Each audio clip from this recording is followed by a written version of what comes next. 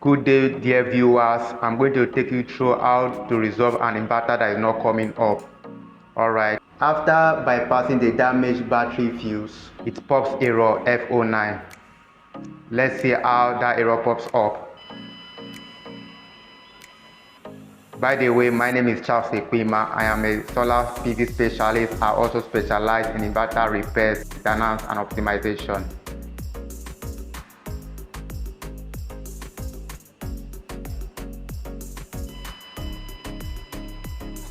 Okay, right there, that's your F09. F09 means bus start failure. This can be caused by a lot of things or component failures. But from my experience, there are three main component failure: damaged IGBT, damaged bus MOSFET, or even a failed boost converter. Those are the three main things that causes F09. Okay. Right now the damaged bus MOSFET has been replaced, and right now I'll be cleaning the soldering terminals to ensure that the terminal are not short circuited. If I have a brush, most time I combine it with a brush to make sure I don't scrap up the surface mounted component. But if you are careful enough, you can use material like what I just made use of. Now these are your bus MOSFET, and you can see this particular inverter has a total of 16 bus MOSFET, 8 driving 1 cycle while 16 driving 2 cycles. On-board testing to identify damaged IGBTs. So I was also testing on the board to identify IGBT that are damaged so that I don't unsolder every IGBT. So after testing, I've been able to identify that 4 was giving me a continuity signal. So I have to unsolder them. Now the IGBT used here is 70N65S, which can handle 650 volts. And you can see we have our damaged IGBT that has been unsoldered.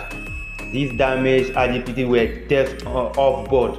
Now about 4 of them are confirmed damage. So those are the 4 IGBT we'll be replacing. Alright, this is damaged. 4 IGBT damage. Alright. Now we clear the solder holes using our socket to ensure that our replacement IGBT can go in freely. Now this is our new replacement IGBT to be used. Now I've optimized each IGBT. Instead of going for the 70N65, I am going for GW80A65, which has 6050 volt, 80 amp, 469 watt heat dissipation, which is more optimized than the one that was there already, 70N65S. So this is how I know what to use. Now battery fuse replacement. We are replacing our battery fuse. Alright. Now this battery fuse, I think it should be about 250 amps or so.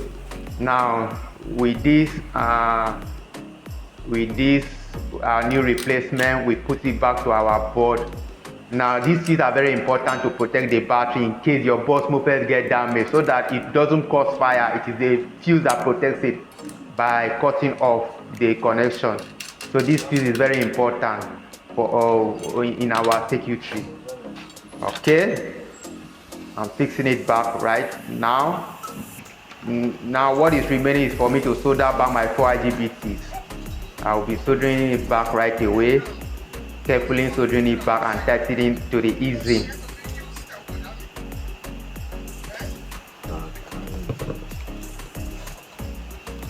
Alright, these are completely fixed IGBTs on our board. You can see it has a lot of IGBT. I think it has 5 and 4. 5 is driving rectification, while 4 is driving the output. And now we are testing it before coupling. Let's see if it will work. This stage is always very intense because you don't know if it will work.